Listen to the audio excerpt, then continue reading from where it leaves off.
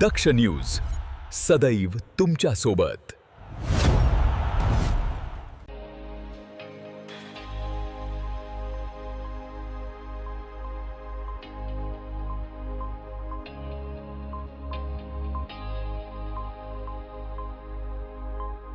दरवर्षीच्या परंपरेनुसार गंगापूर धरण पूर्ण क्षमतेने भरल्यानंतर नाशिक महानगरपालिकेच्या वतीनं आयोजित करण्यात येणारा जलपूजन सोहळा आज मंगळवार दिनांक 28 जुलै 2026 रोजी सकाळी 8 वाजता भक्तिमय वातावरणात संपन्न झाला।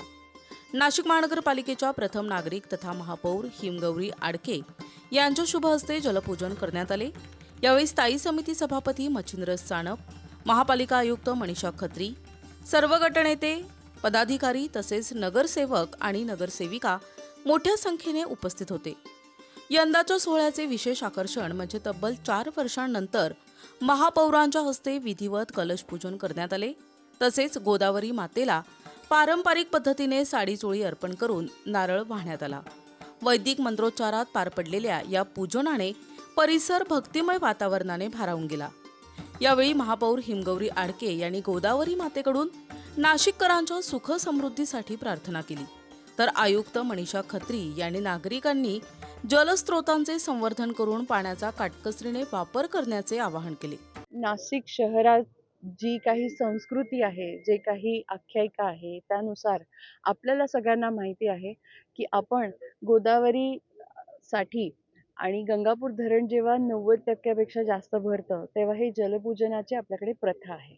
आणि त्यामुळे आज प्रशासन होतं 4 वर्ष आणि त्यानंतर ह्या 4 वर्षाच्या प्रतीक्षेनंतर आपल्या खरं तर गंगापूर धरणाला म्हणा, गोदामाईला म्हणा, हा जो सन्मान आहे तो आमची जबाबदारी आहे। आणि खरं तर नाशिक शहराचं आणि इतर बाकी गावांचं देखील जे काही पाण्याचा जी गरज आहे ती आपली गोदावरी माई पूर्ण करते आणि म्हणून आपण तिच्या प्रती आदर आणि हा सगळा कृतज्ञताचा जो एक प्रवास आहे तो व्यक्त करत असतो। येणाऱ्या कुंभ पर्वामध्ये हे जे सगळे काही कामं आहेत, शेवटी आपण सेवेसाठी करतो, धर्मासाठी करतो, मानवतेसाठी करतो। जी जनजागृती ह्या निमित्ताने देशभरात, जगभरात होणार आहे ते आपल्या धर्मासाठी आणि संस्कृतीसाठी आहे।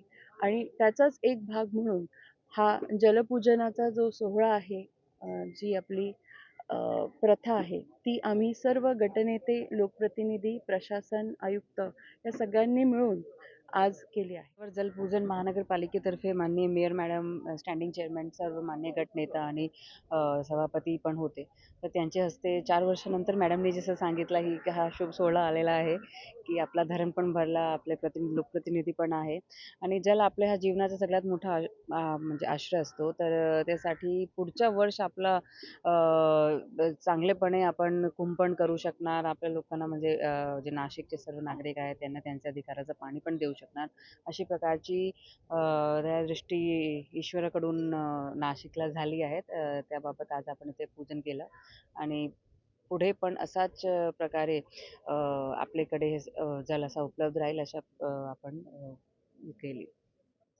जलपूजन सोहळ्यानंतर उपस्थित मान्यवरांनी गंगापूर धरणातील जलसाठा, पावसाची स्थिती आणि शहराच्या पाणी पुरवठ्याबाबतही आढावा घेतला। धार्मिक परंपरा आणि जलसंवर्धनाचा संदेश देणारा हा सोहळा उत्साहात संपन्न झाला।